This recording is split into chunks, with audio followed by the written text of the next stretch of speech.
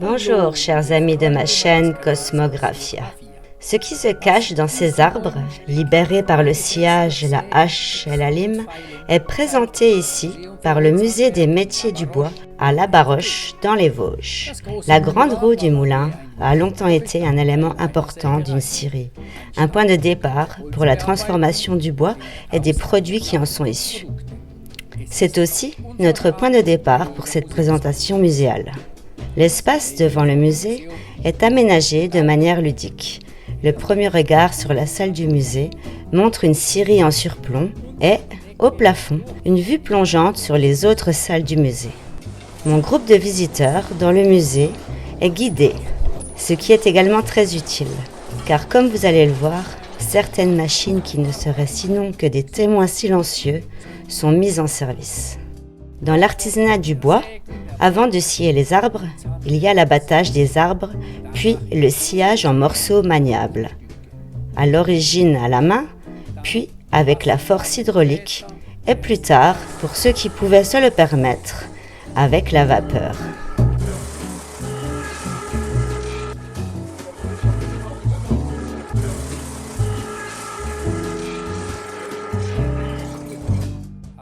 Vous êtes-vous déjà demandé comment sont fabriquées les boîtes de fromage? C'est ce qui est montré ici.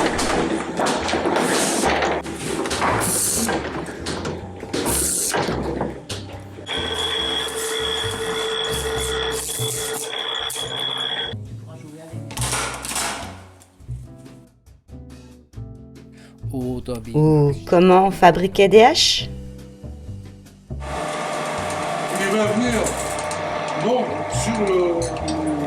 Ou des sabots de bois, les eguelis, comme les appellent les Suisses.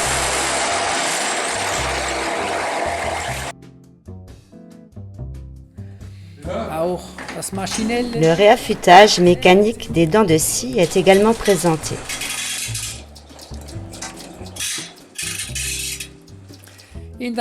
Dans l'ancien atelier de menuiserie, comme un peu partout dans le musée, on peut découvrir beaucoup de choses en bois. Je ne vais pas tout commenter. Cependant, je garderai ceci. On peut y voir probablement tout ce qui peut être fabriqué en bois. En voici quelques courts extraits.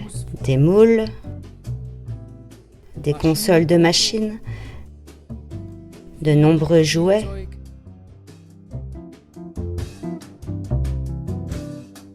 des maquettes, du matériel pédagogique, des équipements sportifs. Au dernier étage, là où nous regardions tout à l'heure, ici, dans la direction opposée, on retrouve des niches présentant des corps de métiers spécifiques, du tourneur sur bois au tonnelier,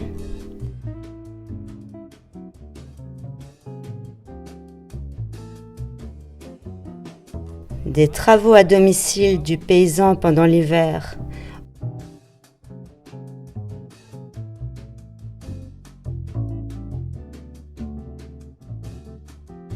rien ne manque.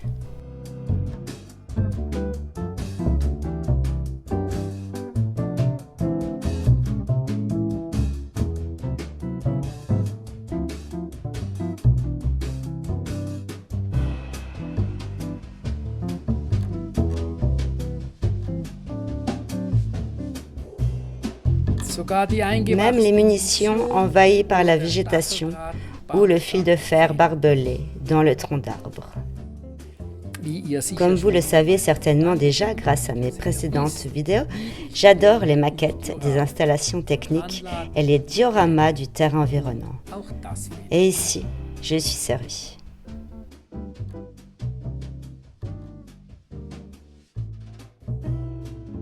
Le bois était utilisé partout, y compris dans la construction de tunnels. Le bois repousse toujours, mais pas le fameux doigt d'honneur qui, lui, ne repousse jamais comme le prévient cette affiche. Je vous remercie de votre visite sur la chaîne et me réjouis de votre possible pouce levé. Je vous embrasse bien fort et vous dis tchuss.